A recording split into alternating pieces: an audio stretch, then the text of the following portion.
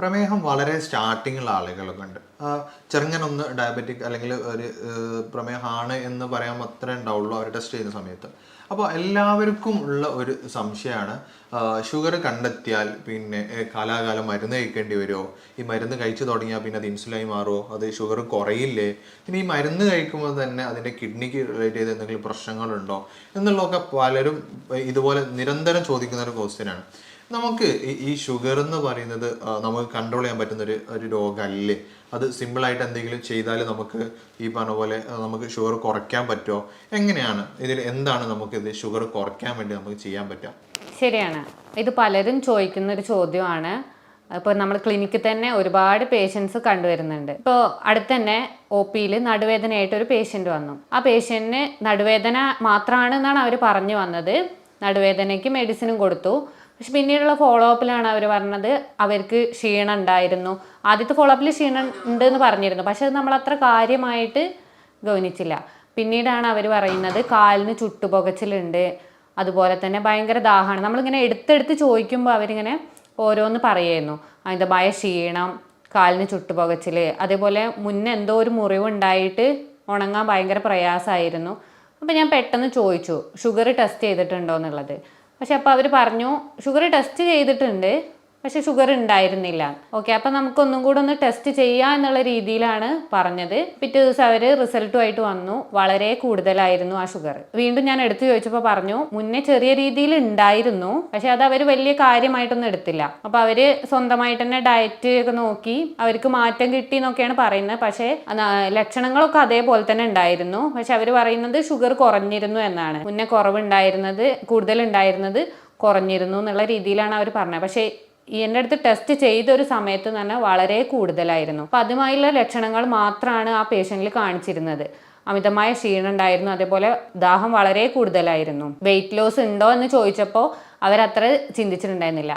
പക്ഷേ അവർ മുന്നത്തേക്കാൾ വെയിറ്റ് കുറയുകയും ചെയ്തിരുന്നു. അപ്പം അങ്ങനെയാണ് അവരെ ഷുഗർ എന്നുള്ളൊരു ഇതിലേക്ക് എത്തിയത്. അപ്പോൾ അവർ ചോദിച്ചു പിന്നീട് മെഡിസിൻ എടുക്കണോ എന്നുള്ളത്. മെഡിസിൻ ആ ഒരു സമയത്ത് ഞാൻ പറഞ്ഞത് ഈ ഒരു ഇതിന് മെഡിസിൻ എടുക്കേണ്ടത് അത്യാവശ്യമാണ്, പക്ഷെ നമുക്കൊന്ന് ഡയറ്റ് നിങ്ങൾ കൺട്രോൾ ചെയ്യാൻ പറ്റുന്നുണ്ടെങ്കിൽ നിങ്ങൾക്കൊന്ന് കൺട്രോൾ ചെയ്ത് നോക്കാം എന്ന് പറഞ്ഞു. ആ രീതിയിൽ ഞാനൊരു ഡയറ്റും എക്സസൈസും അവർക്ക് പറഞ്ഞു കൊടുത്തു. അവരത് വളരെ കൃത്യമായിട്ട് ഫോളോ ചെയ്യുകയും ചെയ്തു. പിന്നീട് ഒരു മാസം കഴിഞ്ഞ് ആണ് ഷുഗർ ടെസ്റ്റ് ചെയ്തത്. പക്ഷെ അവരുടെ ലക്ഷണങ്ങളെല്ലാം ഒരു 2 വീക്സിനുള്ളിൽ തന്നെ കുറഞ്ഞു വന്നിരുന്നു ഓരോ ലക്ഷണങ്ങളും. അപ്പോൾ ആ ഒരു മാസം കഴിഞ്ഞുള്ള ടെസ്റ്റ് റിപ്പോർട്ട് വളരെ മാറ്റമുള്ളതായിരുന്നു. ഷുഗർ നല്ല രീതിയിൽ കുറയുകയും ചെയ്തിരുന്നു, അതുപോലെ തന്നെ വളരെ ചേഞ്ച് ഉണ്ടായിട്ടുണ്ടായിരുന്നു.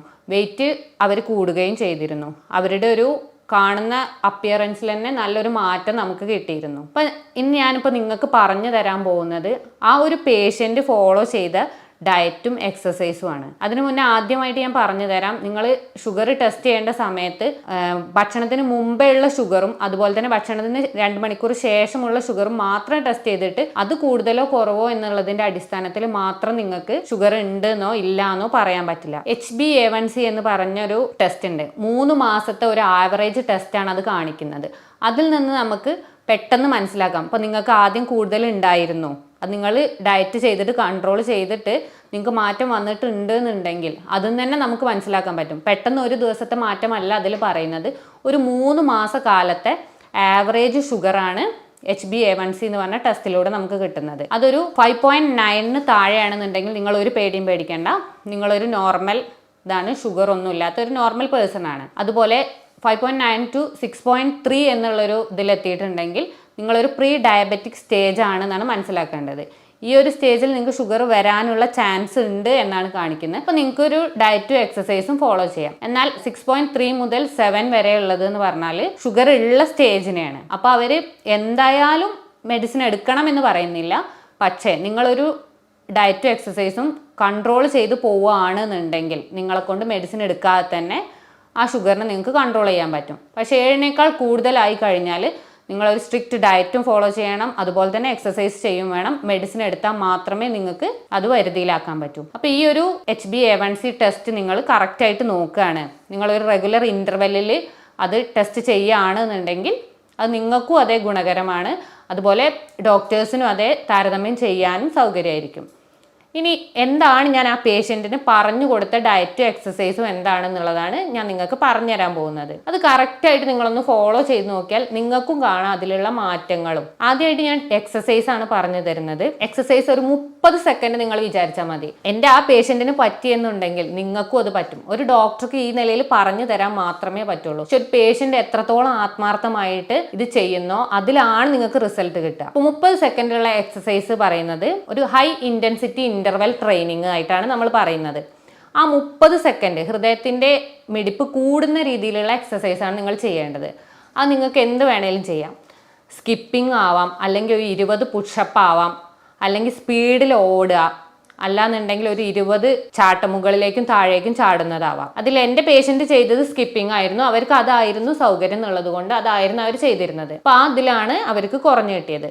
ഈ 30 സെക്കൻഡ് നിങ്ങൾ ഈ ഹൈ ഇൻറ്റൻസിറ്റി ആയിട്ടുള്ള വർക്കൗട്ട് ചെയ്ത് കഴിഞ്ഞ് നിങ്ങളൊരു 10 മിനിറ്റിന് ശേഷം നിങ്ങളുടെ ഷുഗർ ഒന്ന് ടെസ്റ്റ് ചെയ്ത് നോക്കൂ. അപ്പം തന്നെ നിങ്ങൾക്ക് മാറ്റം മനസ്സിലാവും. പിന്നെ നിങ്ങളുടെ എത്രത്തോളം നിങ്ങൾക്ക് മാറ്റം കിട്ടുന്നുണ്ട് എന്നുള്ളത് നിങ്ങൾക്ക് മനസ്സിലാക്കാൻ വേണ്ടിയിട്ട് ഡെയിലി നിങ്ങൾ മോണിറ്റർ ചെയ്യുന്നത് നല്ലതാണ്. നിങ്ങളുടെ ഷുഗർ റാൻഡം ബ്ലഡ് ഷുഗർ ആയാലും കുഴപ്പമില്ല, ഒരു 3 ഡേയ്സ് ഒക്കെ കണ്ടിന്യൂസ് ആയിട്ട് ചെയ്യുക. അല്ല ഡെയിലി നിങ്ങൾ ഈ വർക്കൗട്ടും ഡയറ്റും ചെയ്യുന്ന സമയത്ത് കണ്ടിന്യൂസ് ആയിട്ട് ചെയ്യുകയാണെന്നുണ്ടെങ്കിൽ അതും നല്ലതാണ്. ടൈം, ഡേറ്റ്, അതേപോലെ ഷുഗറിന്റെ ലെവൽ. അപ്പൊ നിങ്ങൾക്ക് മനസ്സിലാവും ഇത് ഡെയിലി നിങ്ങൾ ഒരു 8 മണിക്കൂർ ഗ്യാപ്പിൽ ചെയ്യുകയാണെന്നുണ്ടെങ്കിൽ ഈ പേപ്പർ നോക്കുമ്പോൾ തന്നെ അല്ലെങ്കിൽ ഈ ബുക്ക് നോക്കുമ്പോൾ തന്നെ നിങ്ങൾക്ക് മനസ്സിലാവും അതിലുള്ള ഫ്ലക്ച്വേഷൻ. അപ്പൊ നിങ്ങൾക്ക് ഏതൊക്കെ ഫുഡിലാണ് മാറ്റം ഉണ്ടായത്, അല്ല ഏതൊക്കെ എക്സസൈസ്. ഇപ്പൊ സ്കിപ്പിങ്ങിൽ ചിലപ്പോൾ ചിലർക്ക് കൂടുതലുണ്ടാവാം, അല്ല ചിലർക്ക് സ്കിപ്പിംഗ് ചെയ്യുമ്പോൾ കുറയുന്നതായിട്ടാവും തോന്നുന്നത്. അപ്പോൾ ആ രീതിയിലുള്ള ഫ്ലക്ച്വേഷൻസ് എല്ലാം മനസ്സിലാക്കാൻ പറ്റും. അപ്പോൾ എത്രത്തോളം കൂടുതലായിട്ട് എക്സസൈസ് ചെയ്യണം, ആ 30 സെക്കൻഡ് ആ ചെയ്തത് വളരെ കൃത്യതയിലാണോ ചെയ്തത്, വളരെ വിയർക്കുന്ന രീതിയിലാണോ, അതേ ഹൈ ഇൻറ്റൻസിറ്റിയിലാണോ, ഇതൊക്കെ നിങ്ങൾക്ക് അതിൽ തന്നെ മനസ്സിലാക്കാൻ പറ്റും. പിന്നെ ഒന്നുള്ളത് ഡയറ്റാണ്. ഡയറ്റും ഈ എക്സസൈസിൻ്റെ കൂടെ നിങ്ങൾ കൊണ്ടുപോവുകയാണെന്നുണ്ടെങ്കിൽ നിങ്ങൾക്ക് ഒരു മെഡിസിൻ്റെ ആവശ്യമില്ലാതെ നിങ്ങളുടെ പ്രമേഹം നിങ്ങളുടെ കയ്യിൽ തന്നെ ഉണ്ടാവും. നിങ്ങളുടെ ഗ്ലൂക്കോസിൻ്റെ അളവ് നിങ്ങൾ എത്രയാണോ വിചാരിക്കുന്നത് ആ രീതിയിൽ ആക്കണമെന്നുണ്ടെങ്കിൽ നിങ്ങളുടെ ഡയറ്റ് വളരെ കൃത്യമായാൽ മതി. മെയിനായിട്ട് മൊത്തത്തിലുള്ള ഒരു ഡയറ്റ് പറയുകയാണെന്നുണ്ടെങ്കിൽ സാധാരണ മലയാളികൾ അരിഭക്ഷണം കൂടുതലായിട്ട് കഴിക്കുന്നതാണ്. ഈ അരിഭക്ഷണം കഴിക്കുമ്പോൾ എന്തുകൊണ്ടാണ് നമ്മുടെ ശരീരത്തിൽ ഗ്ലൂക്കോസ് കൂടുന്നത്? ഈ അന്നജം എന്ന് പറയുന്നത് ഗ്ലൈസിമിക് ഇൻഡെക്സ് വളരെ കൂടുതലുള്ള ഫുഡാണ്. ഇത് നമ്മുടെ ശരീരത്തിൽ എത്തുമ്പോൾ അതിൽ ഗ്ലൈസിമിക് ഇൻഡെക്സ് കൂടിക്കഴിഞ്ഞാൽ ഇൻസുലിൻ റെസിസ്റ്റൻസ് ആണ് ഉണ്ടാകുന്നത്. ഇൻസുലിൻ റെസിസ്റ്റൻസ് എന്ന് പറയുന്നത് ഇൻസുലിൻ്റെ പ്രതിരോധം ഉണ്ടാകുന്നുണ്ട്. ഇൻസുലിൻ പ്രതിരോധിച്ച് കഴിഞ്ഞാൽ രക്തത്തിലുള്ള ഗ്ലൂക്കോസ് കോശങ്ങളിലേക്ക് എത്തില്ല. അപ്പോൾ അവിടെ ഒരു പ്രതിരോധമാണ് ഉണ്ടാകുന്നത്. ആ സമയത്ത് രക്തത്തിലുള്ള ഗ്ലൂക്കോസിൻ്റെ അളവ് കൂടുന്നു. ഇതാണ് പ്രമേഹം. ഈ രക്തത്തിൽ ഗ്ലൂക്കോസിൻ്റെ അളവ് കൂടിക്കഴിഞ്ഞാലാണ് നമുക്ക് ഓരോ രീതിയിലുള്ള ലക്ഷണങ്ങളും, അതുപോലെ ഇത് ക്രമാതീതമായിട്ട് നിയന്ത്രണത്തിൻ്റെ അതീതമായിട്ട് കൂടിയിട്ടുണ്ടെന്നുണ്ടെങ്കിൽ അത് ഓരോ അവയവങ്ങളെ കാർന്ന് തിന്നുകയാണ് ചെയ്യുന്നത്. ഒരു നിശബ്ദനായ കൊലയാളിയാണ് പ്രമേഹം. അതെല്ലാവരും കേട്ടിട്ടുണ്ടാവും. അപ്പോൾ അതിൻ്റെ കാരണം ഇതാണ്. പിന്നെ അവയവങ്ങൾ ഓരോന്നോരോന്നായിട്ട് റെഡ്യൂസ് ആയിക്കൊണ്ടിരിക്കുകയാണ് അതിൻ്റെ വർക്കിംഗ് എല്ലാം. അപ്പോൾ ഇതെല്ലാം കൊലയാളിയായിട്ട് മാറുകയാണ് ചെയ്യുന്നത്. ഈ ഒരു സമയത്ത് നമ്മൾ ഡയറ്റാണ് മെയിനായിട്ട് ഫോളോ ചെയ്യേണ്ടത്. അപ്പോൾ അന്നജം കുറയ്ക്കാന്ന് എല്ലാവരും പറയുന്നത് കേട്ടിട്ടുണ്ട്. അപ്പോൾ അരിഭക്ഷണം കുറച്ചു, പക്ഷെ ചപ്പാത്തി നന്നായിട്ട് കഴിക്കുന്നുണ്ടെന്നുണ്ടെങ്കിൽ ഇതിന്ന് നമുക്കൊരു നെഗറ്റീവ് റിസൾട്ടാണ് കിട്ടുന്നത്. എത്രയാണോ ക്വാണ്ടിറ്റി, ആ ക്വാണ്ടിറ്റിയാണ് നമ്മൾ കുറയ്ക്കേണ്ടത്. അപ്പോൾ ചോറിന് പകരം 5 ചപ്പാത്തി കഴിക്കുന്നുണ്ടെങ്കിൽ നമുക്കൊന്നും കിട്ടുന്നില്ല. കാരണം എന്താ വെച്ചാൽ ആ ഒരു സെയിം ക്വാണ്ടിറ്റിയിൽ തന്നെ കഴിച്ചു കഴിഞ്ഞാൽ ശരീരത്തിൽ ഗ്ലൂക്കോസിൻ്റെ അളവ് കൂടുന്നു. എന്നാൽ 1 or 2 ചപ്പാത്തിയാണ് കഴിക്കുന്നതെന്നുണ്ടെങ്കിൽ ആ സമയത്ത് നമ്മുടെ ഗ്ലൂക്കോസിൻ്റെ അളവ് കുറയുകയാണ് ചെയ്യുന്നത്. അതേപോലെ ഇനി അരി അത്രയും കഴിക്കണം എന്നുള്ളവർ തവിടുള്ള അരി കഴിക്കാൻ ശ്രദ്ധിക്കാം. അതുപോലെ തന്നെ പ്രോട്ടീൻ റിച്ച് ആയിട്ടുള്ള ഫുഡ് കഴിക്കുക. കടല, പരിപ്പ്, ചെറുപയർ അങ്ങനത്തെ സാധനങ്ങൾ കഴിക്കാൻ നോക്കുക. പച്ചക്കറികൾ കഴിക്കുക. അതേപോലെ ഓംലെറ്റ് അല്ലെങ്കിൽ 1 or 2 പുഴുങ്ങിയ മുട്ട, ഇതൊക്കെ പ്രോട്ടീൻ റിച്ച് ആണ്, എന്നാൽ കാർബോഹൈഡ്രേറ്റ് കുറവുമാണ്. അപ്പോൾ ശരീരത്തിൽ ഗ്ലൂക്കോസിൻ്റെ അളവ് കൂടാനുള്ള ചാൻസ് വളരെ കുറവാണ്. അതുപോലെ തന്നെയാണ് പാലുൽപ്പന്നങ്ങൾ, യോഗേർട്ട് കഴിക്കാൻ നോക്കുക. ഫാറ്റ് വളരെ കുറഞ്ഞ ചീസ്, അതും ശരീരത്തിന് നല്ലതാണ്. ഗ്ലൈസമിക് ഇൻഡെക്സ് കുറവായതുകൊണ്ട് നമ്മുടെ ഗ്ലൂക്കോസിൻ്റെ അളവ് കുറയും ചെയ്യും.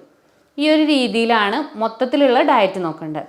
ഇനി ഞാൻ പേഷ്യൻറ്റിന് പറഞ്ഞു കൊടുത്ത ഒരു ഡെയിലി ഡയറ്റ് നിങ്ങൾക്കും കൂടെ പറഞ്ഞു തരാം. ഇത് കറക്റ്റായിട്ട് ഫോളോ ചെയ്യാൻ നോക്കുക. ഒരു ശരാശരി മലയാളി എന്ന് പറയുന്നത് 3 നേരം ഫുഡ് കഴിക്കുന്നവരായിരിക്കും. ചിലപ്പോൾ 4 നേരം. ഈ ഒരു തവണ കൂട്ടുക. 5 6 തവണയായിട്ട് ഫുഡ് കഴിക്കാൻ നോക്കുക. പക്ഷേ ഈ കഴിക്കുന്ന സമയത്തുള്ള ക്വാണ്ടിറ്റി കുറയ്ക്കാൻ നോക്കുക. 3 4 തവണ കഴിച്ചിരുന്ന ഫുഡ് 5 6 തവണയായിട്ട് ക്വാണ്ടിറ്റി കുറച്ച് കഴിക്കാൻ നോക്കുക. രാവിലെ പ്രഭാത ഭക്ഷണമായിട്ട് സാധാരണ എല്ലാവരും കഴിക്കുന്നുണ്ടാവുക ഒന്നെങ്കിൽ ദോശ, ഇഡലി, പുട്ട്, ഉപ്പുമാവ് ഇങ്ങനത്തെ ഫുഡുകളായിരിക്കും സാധാരണ.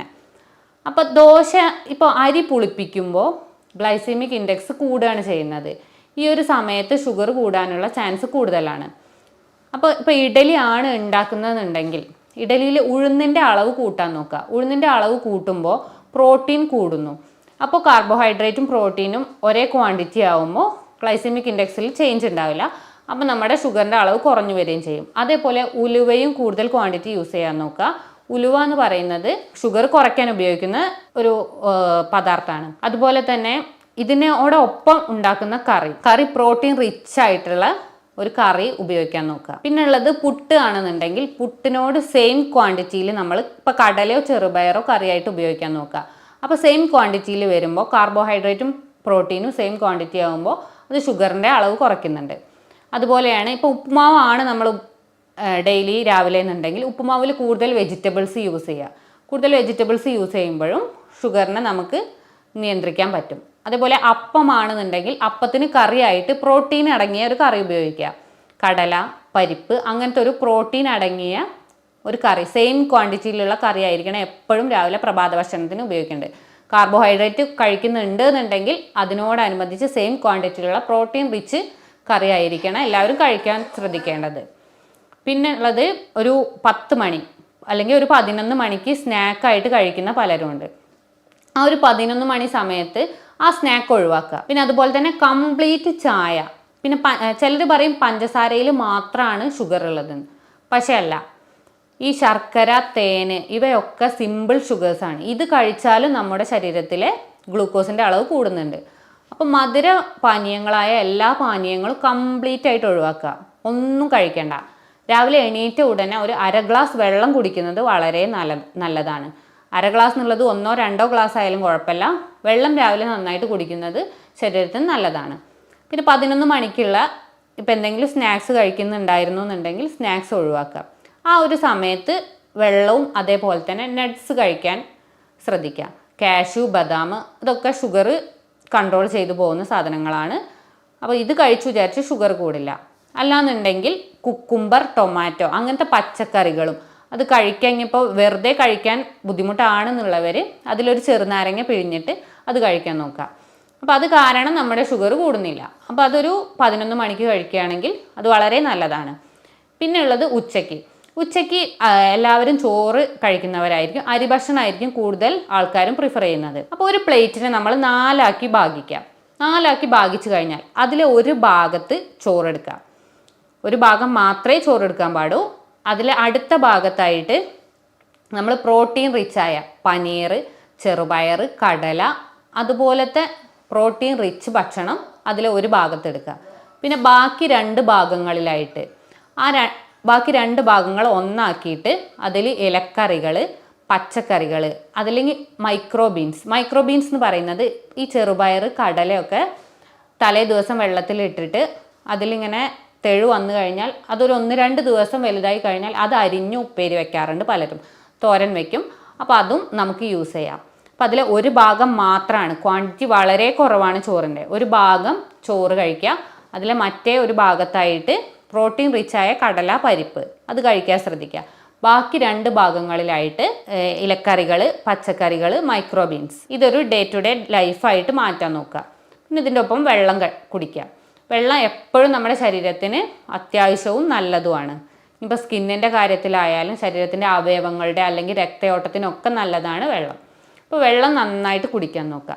25 കിലോ വെയിറ്റ് ഉള്ള ഒരാൾ 1 ലിറ്റർ വെള്ളം എന്ന രീതിയിലാണ് കുടിക്കേണ്ടത്. അപ്പോൾ അതിനനുസരിച്ച് പ്രൊപ്പോർഷനായിട്ട് നിങ്ങൾ വളരെ നന്നായിട്ട് കുടിക്കാൻ നോക്കുക. പിന്നെ ഉള്ളതെന്ന് പറഞ്ഞാൽ 4 മണിക്കുള്ളതാണ്. 4 മണിക്ക് എല്ലാവരും പ്രിഫർ ചെയ്യുക എന്ന് പറഞ്ഞാൽ ചായയാണ്. അപ്പോൾ ചായ കഴിക്കാതിരിക്കുക. ഗ്രീൻ ടീ വേണമെങ്കിൽ നിങ്ങൾക്ക് കഴിക്കാം. പഞ്ചസാര, ശർക്കര ഒഴിവാക്കുക. ആ സമയത്ത് ഫ്രൂട്ട്സിൽ വളരെ ഷുഗർ കൂടുതലാണെന്ന് പറയും. പക്ഷേ ഒരു ആപ്പിൾ അല്ലെങ്കിൽ വിറ്റാമിൻ സി റിച്ചായ ഒരു ഓറഞ്ച്, നാരങ്ങ ഒന്ന് കഴിക്കുന്നതിന് കുഴപ്പമൊന്നുമില്ല. ഡെയിലി നിങ്ങൾക്ക് ഒരു 4 മണിക്ക്, പക്ഷെ കൂടുതലാവണ്ട, ഒന്ന് മാത്രം കഴിക്കുക, അത് വളരെ നല്ലതാണ്. അത് കഴിഞ്ഞ് കഴിഞ്ഞാൽ പിന്നെ രാത്രിയിലത്തെ ഫുഡാണ്.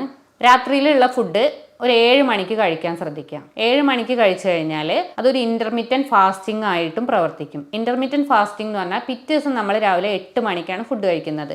അപ്പോൾ ഒരു 13 അവർ ഗ്യാപ്പ് അവിടെ കിട്ടും. അപ്പോൾ ആ കാരണത്താൽ നമ്മളെ ഷുഗറിന് ചേഞ്ച് ഉണ്ടായിക്കോളും, കുറഞ്ഞോളും. അതുപോലെ നമ്മൾ ഈ ഡയറ്റ് കൺട്രോൾ ചെയ്യുമ്പോഴും ഷുഗറിനുള്ള മാറ്റം നമുക്ക് മനസ്സിലാവും. ഈ ഒരു 7 മണിക്ക് നിങ്ങൾ ഭക്ഷണം കഴിക്കുകയാണെന്നുണ്ടെങ്കിൽ 1-2 ചപ്പാത്തി, അല്ല റാഗി ആണെങ്കിൽ അതൊക്കെ കഴിക്കാം, പക്ഷെ വളരെ ക്വാണ്ടിറ്റി കുറവായിട്ട് കഴിക്കുക. അതുപോലെ രാവിലെ നമ്മൾ പറഞ്ഞ പോലെ പ്രോട്ടീൻ റിച്ച് ആയ ഒരു കറിയോ അതിനൊപ്പം കഴിക്കാൻ നോക്കുക. ഒപ്പം ചായയോ മറ്റ് പാനീയങ്ങളോ കഴിക്കേണ്ട, വെള്ളം കുടിക്കാൻ നോക്കുക. ഇതായിരിക്കണം ഒരു ഡേ ടു ഡേ നിങ്ങളുടെ ലൈഫ്. ഇതിൽ ചേഞ്ചുകൾ ചില സമയത്ത് നിങ്ങൾക്ക് ചേഞ്ച് ആക്കാം. പക്ഷേ നോർമലി ഇപ്പോൾ ഒരു 30 ദിവസം ഉണ്ടെങ്കിൽ 25 ദിവസം ഇത് കണ്ടിന്യൂ ചെയ്യാൻ നോക്കുക. എന്നാലേ നിങ്ങളുടെ ഷുഗർ നിങ്ങളുടെ കൺട്രോൾ വരുള്ളൂ.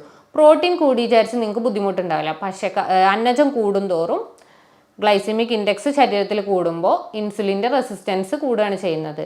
അപ്പോൾ രക്തത്തിലാണ് ഗ്ലൂക്കോസിൻ്റെ അളവ് കൂടുക. അപ്പോൾ അത് ഇടയ്ക്ക് ചിന്തിക്കുക. ഇതേ ഒരു ഡയറ്റ് നിങ്ങൾ കംപ്ലീറ്റ് ആയിട്ട് ഫോളോ ചെയ്യുകയാണെന്നുണ്ടെങ്കിൽ നിങ്ങളുടെ ഷുഗറിനെ നിങ്ങൾക്ക് തന്നെ കൺട്രോളിലാക്കാൻ പറ്റും. ആ നിശബ്ദ കൊലയാളിയെ നിങ്ങൾക്ക് തന്നെ എതിരേറാനുള്ള ഒരു കഴിവുണ്ടാവും.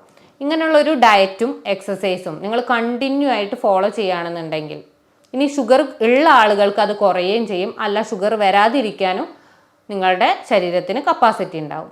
ഇപ്പം ഈ ഒരു ഡയറ്റും എക്സസൈസുമാണ് ഞാൻ എൻ്റെ പേഷ്യൻറ്റിന് പറഞ്ഞു കൊടുത്തത്. അപ്പോൾ അവർക്കത് സാധിച്ചു എന്നുണ്ടെങ്കിൽ ഇത് കാണുന്ന എല്ലാ ആളുകൾക്കും ഇത് ഫോളോ ചെയ്യാനും പറ്റും, നിങ്ങളുടെ ഷുഗറിനെ കൺട്രോൾ ചെയ്യാനും പറ്റും. അപ്പം ഞാൻ ഈ വീഡിയോയിൽ പറഞ്ഞ പോലെ ലക്ഷണങ്ങൾ നിങ്ങൾക്ക് ഉണ്ടെന്നുണ്ടെങ്കിൽ, അതുപോലെ നിങ്ങൾ അറിയുന്ന ആർക്കെങ്കിലും ഇങ്ങനത്തെ ലക്ഷണങ്ങൾ കണ്ടുവരുന്നുണ്ടെന്നുണ്ടെങ്കിൽ നിങ്ങൾക്ക് അടുത്തുള്ള ഒരു എക്സ്പെർട്ട് ഡോക്ടറെ കാണുകയും അവരിൽ നിന്ന് ഡയറ്റും എക്സസൈസും അല്ല മെഡിസിൻ അത്യാവശ്യമാണെന്നുണ്ടെങ്കിൽ അതും ഫോളോ ചെയ്തിട്ട് നിങ്ങളുടെ ഷുഗറിനെ കൺട്രോൾ ചെയ്യാവുന്നതാണ്. ഇനി ഈ വീഡിയോയുമായി ബന്ധപ്പെട്ട് എന്തെങ്കിലും സംശയങ്ങൾ നിങ്ങൾക്ക് ഉണ്ടെന്നുണ്ടെങ്കിൽ അടിയിൽ കാണുന്ന നമ്പറുമായിട്ട് കോൺടാക്റ്റ് ചെയ്യാം. മറ്റൊരു ഹെൽത്ത് ടോപ്പിക്കുമായിട്ട് വീണ്ടും കാണാം. Thank you.